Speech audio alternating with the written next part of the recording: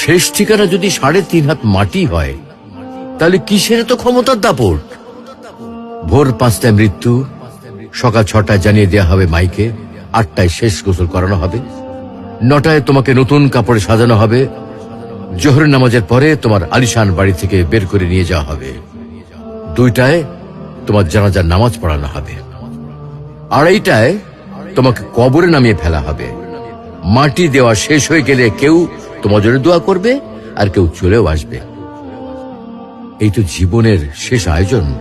তো কিসের তো অহংকার, কিসের তো ক্ষমতার দাপট? হ্যাঁ, ক্ষমতা কারো জন্য চিরস্থায়ী নয়। অন্যায় ভাবে কাউকে ঠকালে একদিন ঠিক নিজেকেও ঠকতে হবে, এটাই নিয়ম। হ্যাঁ, এটাই নিয়ম। ভোরের সূর্যোদয়ের আলোতে যে পৃথিবী আলোকিত হয়, সন্ধ্যার সূর্যাস্তে তা আবার হারিয়ে যেত দেখি। অসত্য দিয়ে সত্যকে কখনো ঢেকে রাখা যায় না। প্রকৃতি বড়ই নির্মম।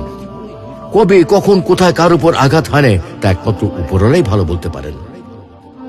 অহংকার আর দাম্ভিকতা পতনের লক্ষণ, তাই অহংকারী না হয়ে সহনশীল হন।